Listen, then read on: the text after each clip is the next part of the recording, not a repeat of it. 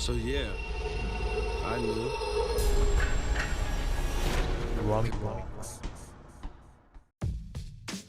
화가 바뀌어 오히려 복으로 다가온다라는 뜻을 가진 사자성어가 있습니다. 바로 전화위복이죠.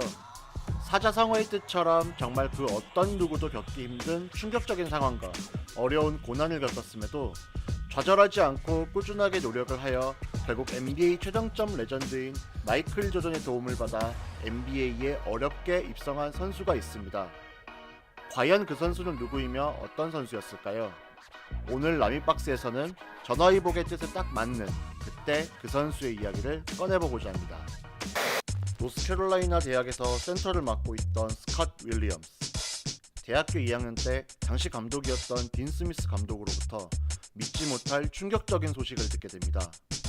바로 본인의 아버지가 부부싸움 끝에 어머니를 총으로 쏴 죽이고 아버지 역시 총으로 자살을 했다는 소식이었죠.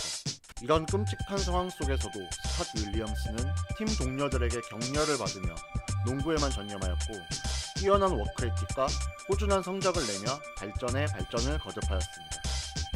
그리고 그 모습을 지켜보던 대학 선배 마이클 조던 역시 그에게 힘을 북돋아주며 응원을 해주었죠. 하지만 엎친 데 덮친 격으로 대학 4학년 때 심한 어깨 부상을 당하게 되었고 이로 인해 1990년 NBA 드래프트에서 지명되지 못하며 NBA 입성의 꿈은 점점 멀어지게 됩니다. 하지만 스캇 윌리엄스의 뛰어난 워크에틱과 그의 인성을 높이 평가하고 있던 대학 선배이자 82년 NBA 드래프트 1순위로 지명된 제임스 워디가 스캇 윌리엄스의 NBA 입성을 돕고자 자신이 속해 있던 팀인 LA 레이커스의 단장 제리 웨스트에게 영입을 제안하였습니다. 스캇 윌리엄스 역시 LA 레이커스의 열렬한 팬이라 긍정적인 분위기가 형성되었으나 아쉽게도 구단 사정상 계약이 어렵게 되었죠. 이 때문에 제임스 워디와 스캇 윌리엄스의 대학팀 감독 딘 스미스는 마이클 조던에게 찾아가 스캇 윌리엄스를 소개하게 되었고 예전부터 스캇을 눈여겨봤던 마이클 조던은 당시 불스 단장이었던 제리 크라우스에게 미니멈 계약을 건의하였고 자신이 스캇 윌리엄스를 혹독하게 멘토로서 튜터링을 하겠다고 약속했습니다. 이런 제안에 제리 크라우스는 팀의 에이스 마이클 조던의 안목을 믿고 스캇 윌리엄스와 1년 미니멈 계약을 하게 되었고 이때부터 마이클 조던은 라커룸에서 스캇 윌리엄스를 옆자리에 앉히며 혹독하게 갈고댔고 그의 포텐을 끌어내기 위해 계속적으로 몰아붙였습니다. 당시 시카고 불스에는 빅맨 포지션에 호레이스 그랜트, 빌 카트라이트, 윌 퍼듀, 스테이시 킹 등 쟁쟁한 선수들이 자리 잡고 있었고 마이클 조던은 자신의 추천으로 입단한 스캇 윌리엄스였기에 이 선수들을 제치고 자리를 잡길 바라며 정말 심하다 싶을 정도로 갈고댔습니다. 보통 선수면 멘탈이 무너지고 자존감이 떨어지며 흔들리는 게 당연했지만 더 어려운 상황들을 이겨낸 스캇 윌리엄스였고 자신을 위한 것이었기에 인내하고 또 인내하며 기회를 잡기 위해 노력했습니다. 90-91 시즌 중반 스캇 윌리엄스에게 큰 기회가 찾아오게 됩니다.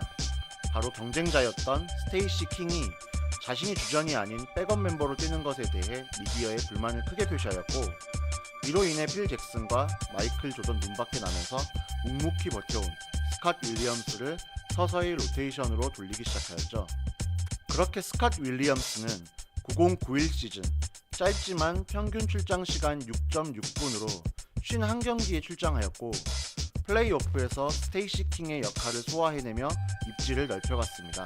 또한 NBA 파이널에서 출장 시간을 크게 늘리며 맹활약을 하였고 데뷔 시즌에 바로 첫 번째 우승 반지를 차지하게 됩니다.